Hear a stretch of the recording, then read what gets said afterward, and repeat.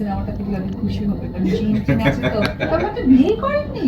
না, আল্লাহর রহমতে এখনো হয়নি। আচ্ছা, এটাই রহমত। আজকে বলেন প্ল্যানটা কি? আসুন। আমি না জেনুইনলি বলি, কিন্তু এটা আসলে সবাই বিশ্বাস করে কিনা সেটাও জানি না। আমি কিন্তু জেনুইনলি বলে যাই। আপনি প্রেম করেন না? Good question. আমার জায়গায় আচ্ছা, অপবিশ্বাস কে প্রশ্নটা থাকবে করবেন। না সম্পর্কে? সবার জীবনে সম্পর্ক থাকবে, এটা তো তাহলে কি স্বাভাবিক। আপনি কি ছ্যাঁকা দিছে? সেটাও হবে কেন? আসলে একটা সময় তো দিতে হতে পারে। হতে পারে না? আমরা মা হয়ে যাচ্ছে, বাচ্চা ছেলের বিয়ে চিন্তা করতেছি।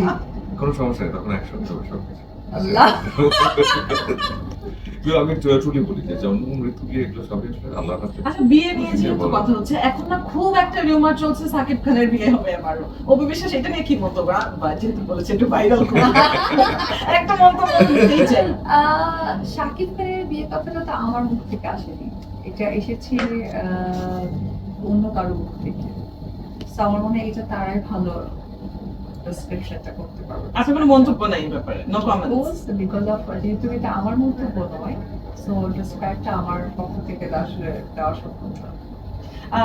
সামাজিক যোগাযোগ মাধ্যমে এই ধরনের কথাবার্তা খুব ছড়ায় এবং মানুষ খুব কি বলবো আকর্ষিতও হয় কেন যেন এই বিষয়গুলোতে। নেগেটিভিটি যেখানে সেটাই বোধহয় বেশি। আকর্ষণ। হ্যান্ডেল করেন কি করে? আপনি তো সামাজিক যোগাযোগ মাধ্যমে যথেষ্ট অ্যাক্টিভ। কিন্তু আমি একটা জিনিস অ্যাপ্রিশিয়েট করি, উনি খুব সুন্দরভাবে হ্যান্ডেল করেন। I really appreciate it. কারণ অ্যাকচুয়ালি আই রিয়েলি থ্যাঙ্কস যে আমি স্ক্রিনে বলতে চাই, আমাদের যত সাংবাদিক ভাই বোনেরা আছেন, ইলেকট্রিক প্রিন্ট যারা আছেন, আমি জানি না আমি তাদের জন্য লাইফে কিছুই করতে পারি, বাট তারপরেও আমাকে তারা অত্যন্ত পছন্দ করে। অনেক প্রোগ্রামে অনেক সময় হয় অঙ্কটে বলবো যে আমার একটু যদি লেটও হয় বা আমি হয়তো বা একটু তাড়াহুড়োই চলে গেলাম, অনেকে পাননি আমার কোনো ইন্টারভিউ বা যেটা তাদের টার্গেটটা ছিল, কখন আমি দেখিনি তাদের মন খারাপ হতে। So, আমি আজকে সত্যি ঈদের দিন আমি সেই সাংবাদিক ভাই বোন যারা আছেন তাদের কাছে কৃতজ্ঞতা জানাই যে আমি রিয়েলি লাকি।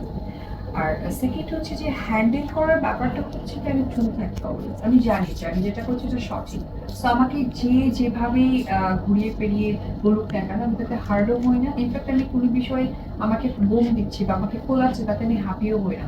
ইনফ্যাক্ট আমি কোনো ফ্যান ফলোয়ার বা আমি আমার ট্র্যাকের বাইরে গিয়ে বা আমার তো একটা রুটিন আছে যে আমি এই ইয়ারটা আমি কিভাবে সাজাবো, যদিও মানুষ রুটিন মাফিক কতটুকু চলতে পারে আই ডোন্ট নো, বাট তারপরেও কিছু বিশেষ বিশেষ কাজের জায়গাটা তো থেকে যায়, আমি এটার বাইরেও যাই না। যেমন অনেকে আছে অপবিশ্বাস আপনি কাজ করছেন না, তো আমি সেই অ্যান্সারটাও দিতে যাবো না। এই কারণে দিব না যে অপবিশ্বাস কাজ করছে কি করছে না এটা অপবিশ্বাস নিজেও জানে, অ্যান্ড স্ক্রিন জানে, ফেসবুক জানে, এভরি জায়গা জানে যে অপবিশ্বাস কি করছে।